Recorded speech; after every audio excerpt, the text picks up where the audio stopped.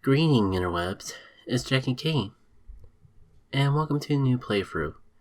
Not a first through, but like a hearted Let's Play playthrough. Man, this may be the most recent game I've done for the channel, but man, I've been thinking about this one just as intensely, if not more so, than some of the other projects.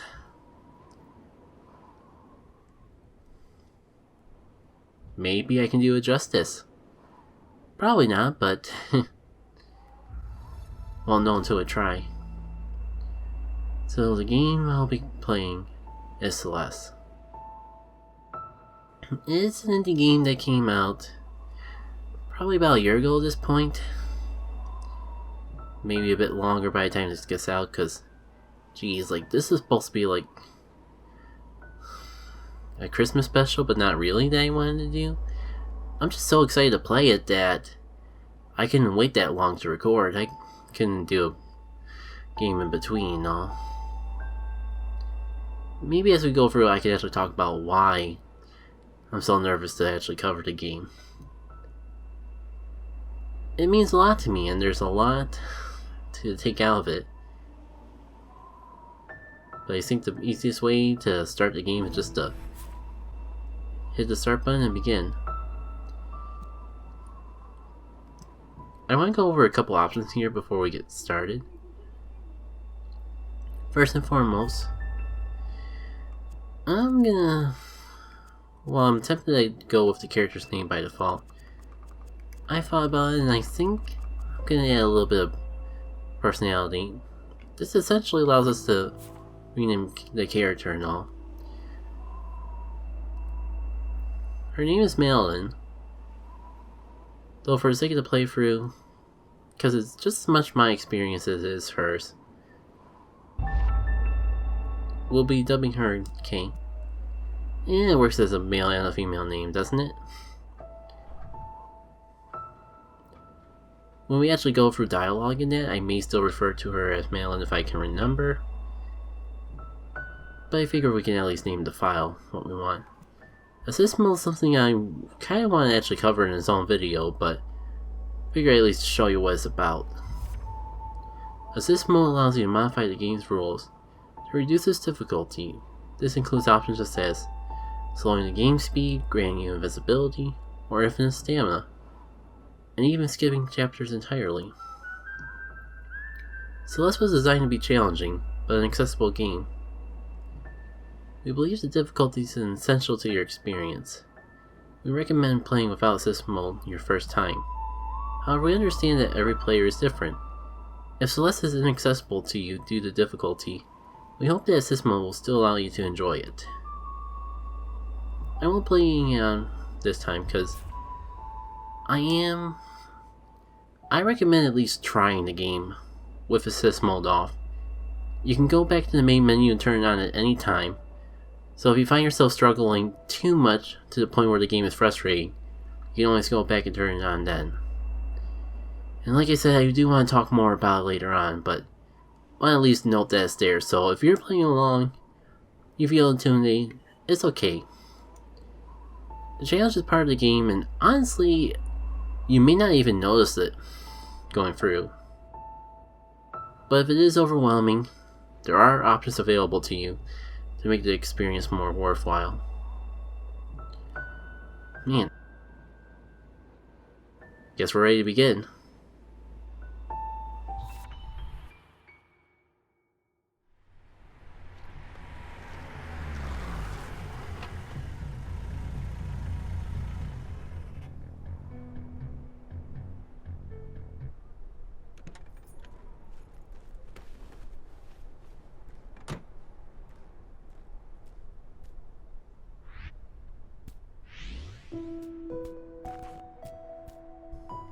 Oh, I forgot that there was a whole left screen over here.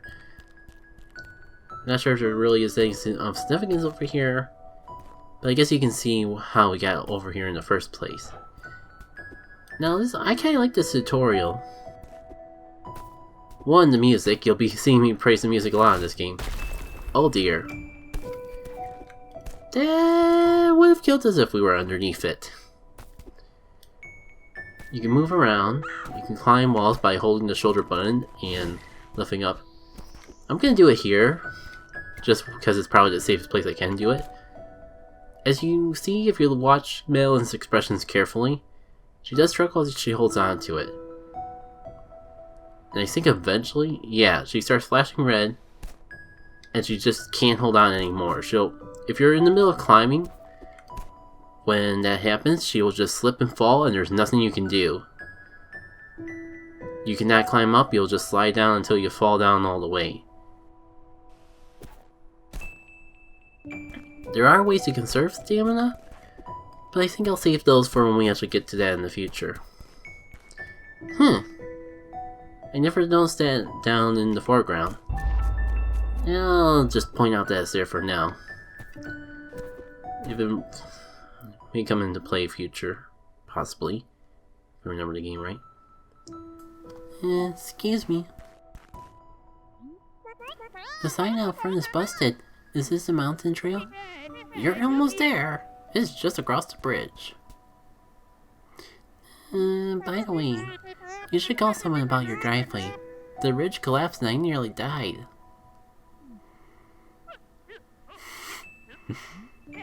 If my driveway almost did you in, the mountain might be a bit much. Yeah, well, if an old bat like you can survive out here, I think I'll be just fine. But you should know, Celeste Mountain's a strange place. You might see things you aren't ready to see. You should seek help, lady. Yeah, and I couldn't pay any mind to her. She's just a crazy old lady. What could she possibly be talking about? Oh dear. Oh dear. That's right, B is to jump. I should probably remember that. The A button is for something else.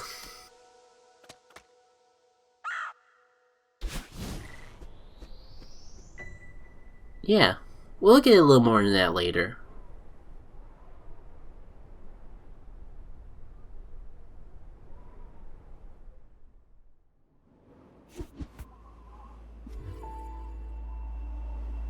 But yeah, excellent prologue.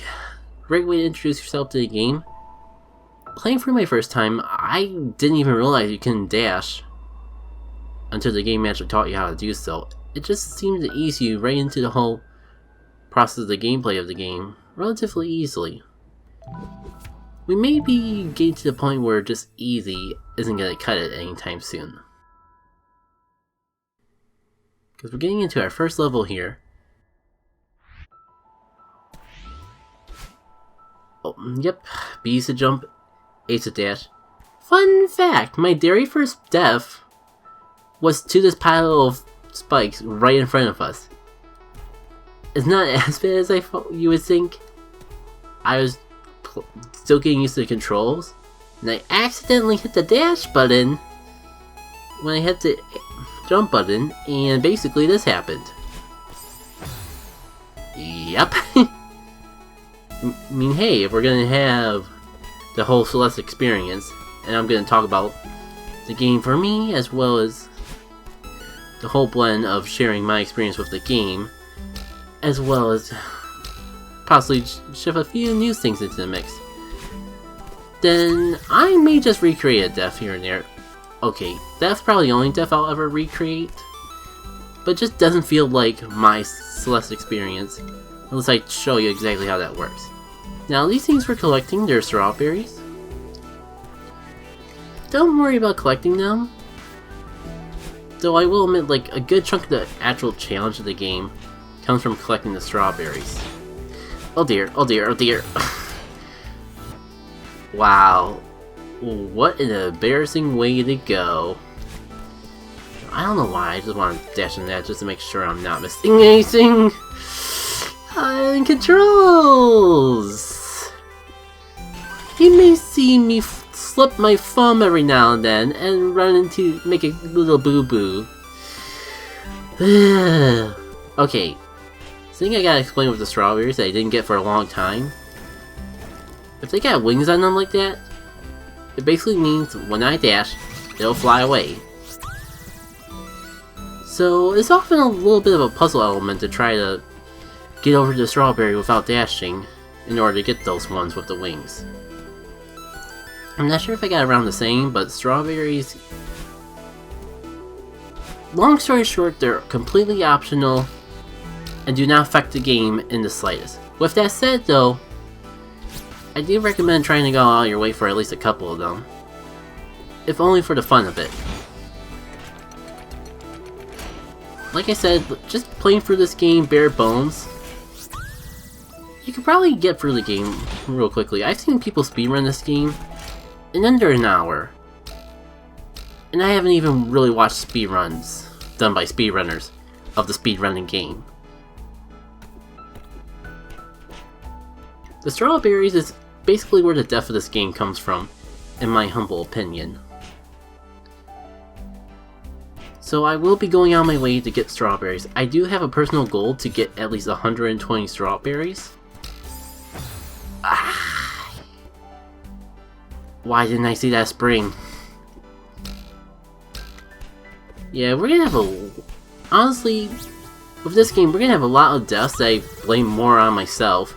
And being stupid for little things like hitting the wrong button in my controller, or not seeing something in the foreground or background because of my TV screen, or just being dumb. Hello there, how are you, sir? Yo! Ho there, fellow traveler. Oh, hi. What a killer night for a hike. I guess so. This place is so crazy. I can't believe it exists. Not the easiest climb, is it? But I guess that's what I'm looking for. Whoa, that sounds pretty serious. I'm just happy to see another human in such a lonely place. I'm Theo, by the way.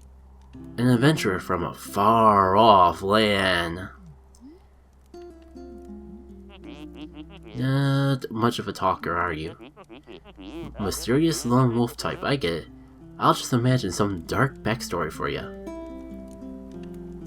Yeah, I'll admit, I'm in another debate of whether I should read the voices or not. Sorry. I'm Madeline. I got a lot on my mind. Well, I'll say you've come to the right place. I'm freezing my toes off, but I can't imagine a better place for some quiet reflection. Yeah, maybe you're right. What far off land do you hail from? Well, my compatriot, I both hail from the mystic, exotic kingdom of Seattle. It sounds like a special place. This place is wild. Why would an entire city be abandoned? I read some mega corporations started building it, but no one wanted to live in there. I wonder why. My money's on a government cover-up. What a waste to build all this for no reason. Yeah, at least we gotta enjoy the leftovers. Are you here to explore the city? Yeah, I have a thing for abandoned places. And I like to think of myself as a budding photographer. Oh, really? Cool. Do you have a blog or something? A blog? Madam, everyone uses Instapic now. I'm Theo under stars. Look me up. This terrain is pretty tricky. You turning back soon? Nope. I'm heading to the summit. I can really see that determination in your eyes. It's inspiring. If you say so. I bet you can make it up to the summit too. Maybe. I don't really care about reaching the top, TBH. Oh, but I heard of some legit old ruins up beyond the city. Like 800s legit. I know it's risky, but I gotta see them for myself. And is that it for the dialogue? I think I missed this one. Throw caution to the wind? No, that's not it. Alright.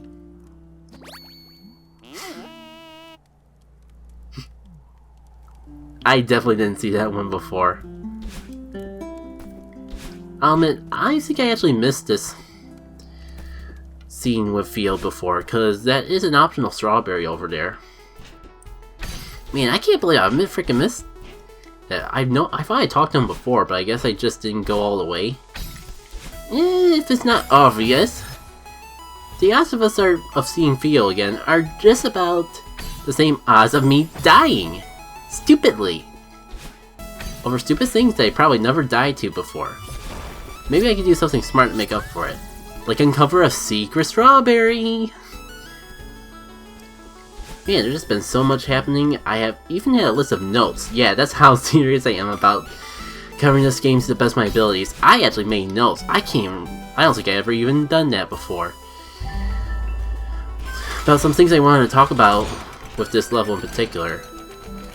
But man, then I keep discovering things like I definitely gotta get over there to that left side. I guess it'll come eventually.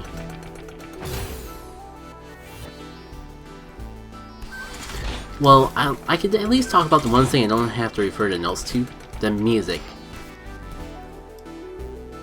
I just love this music. This track in particular, I feel like has a good sense of adventure to it. I don't know, I even have written down the best way to describe it, and yet I feel like I've forgotten it. Fan-freaking-tastic. Oh, that's how you get over there. Essentially, like, it's simple. One thing I just love about Celeste's soundtrack in general is just how peaceful yet adventurous it sounds. This level in particular just makes a good first level soundtrack. And it gives you a sense of a new adventure, but not being completely overwhelming with it, I guess is a good way to put it. Speaking of simple, adventurous, but not overwhelming. Oh, man, I remember this secret, but I don't remember what it does. All I know is that I guess there's a strawberry, there's that. Then there's these birds. I just got this feeling deep in my gut that they lead to something more significant than they let on, and yet I can't figure out what to do with them. Like, why would you have this monitor with a satellite in the middle of nowhere, and every now and then the birds just like fly off into the sunset like that? There has to be something I'm overlooking with it. I even like try to dash along with them, but then stuff like that happens. What is up with this abandoned city? Now, if I wasn't able to figure out the secret behind this on my own time, I doubt I'm gonna do it now. So we'll come back to that, I suppose. If I find out that it leads to something real important, we will definitely be back for it. You know, let me think about this a little more.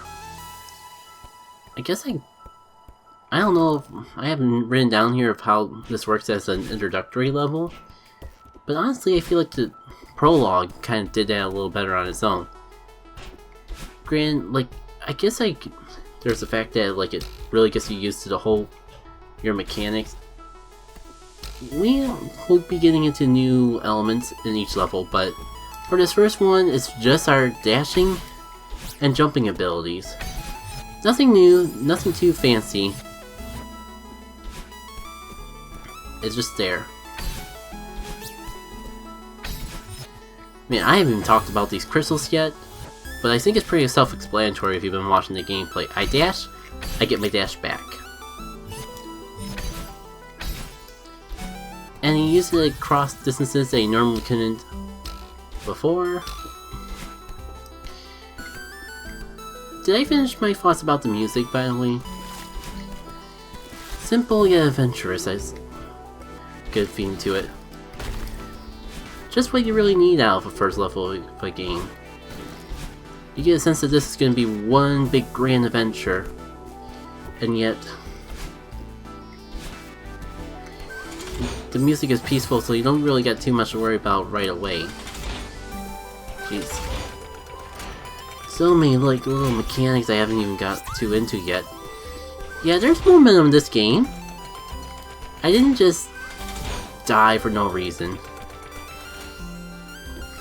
If I could actually find a clear enough path, there's something really cool you can do with the momentum I like to show off.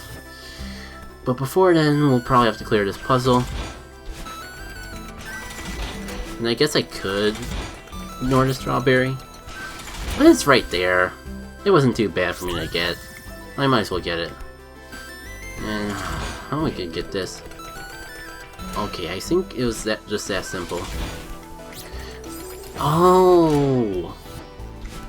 It may have even been simpler than I thought. Did I really run out already? I guess it's a good time to bring up that climbing upwards, or just jumping and climbing up, does like kill your stamina a little bit quicker than a typical situation. I will get that strawberry, even if it kills me. To be fair though, it's already killed me a couple times, so like the legacy has fulfilled itself.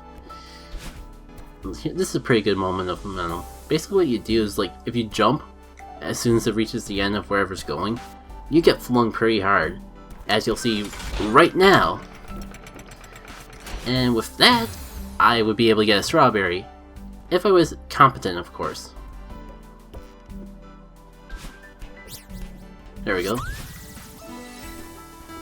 And I should like be saving these for later, like coming back to them and that, but heck, if they're not too far out of the way, I might as well get them now.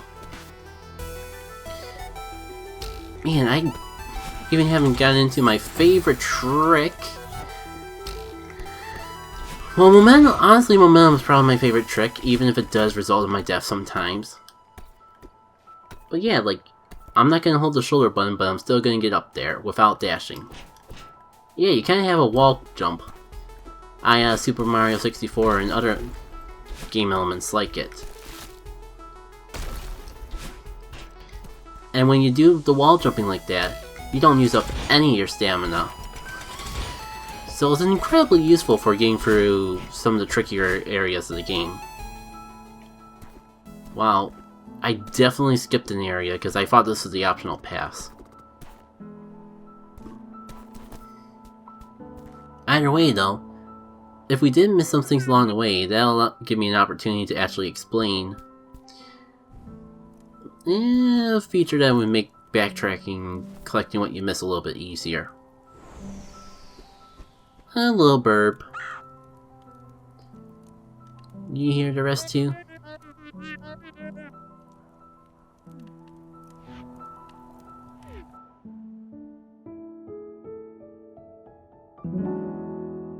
Chapter complete.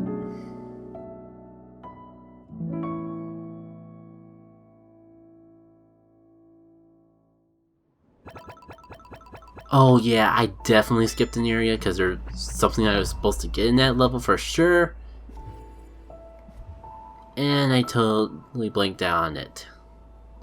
Whoop.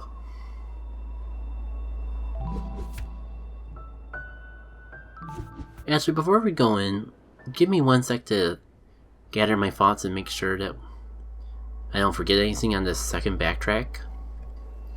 Okay, that wasn't too bad.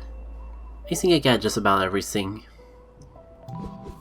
Minus the one thing I need to explain because I missed it. Huh. Really? I could have sworn that I could do this now. Oh yeah, there we go. After you beat a level, you actually get a chapter select. You can actually check out what you missed and go right to those areas. As we can tell, I missed a lot in here, including this mysterious rectangle. Which I really want to make sure I get this time, because that's where a lot of the stuff we'll be talking about is about. Oh! Wonder if we should like play a counting game of every time I hit dash when I meant to do jump. Not to blame the game, but The Nintendo Switch version does get a little bit infamous for controls, though I don't know if I can really think of a situation where it's completely the controller's fault, that the controller is the only thing to blame. Usually it involves my incompetence as well. But hey, at least there's a reason for it. At least part of the reason involves me just I don't know, trying to do two things at once. Here we go.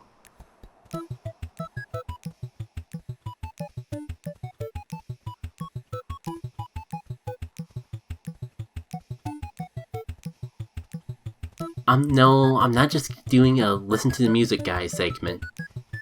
If you play things like Super Mario Galaxy, even Super Mario 3D World, and pretty much a lot of Mario games these days. Heck, as I'm recording this, like we've recently found out in Mario Maker 2 that we have these sort of blocks coming back too. Well, I forget their official name, I just call them rhythm blocks. Ooh. Man, I really lucked out. Let's just say I'm not normally gonna be able to save myself with dashing, because the game does take into account that you can dash. It is not just a safety feature, it's a required mechanic. Oh, this is rather embarrassing. This is the most I've ever struggled to get this cassette tape. But we got it. And it unlocks the B-side. What the B-side is? You know what? You'll find out what the B-side is. We will talk about that later. What you need to know though is that I will... Because this is only really my second official playthrough of the game, I've done one playthrough on my own personal time. I started... a weird speedrun, not even like a traditional one. But oh, that's right, this is a do not dash or you will lose room. And I haven't even got it for whatever I want to call that smashy, fancy playthrough. I have not even gotten through this, so this may end up being my second playthrough of the entire game. So why do I keep forgetting that I can't dash? So we will be... Point being, there will be some blind things, including finding some of these B-side tapes, because I actually don't know where they all are. Oh!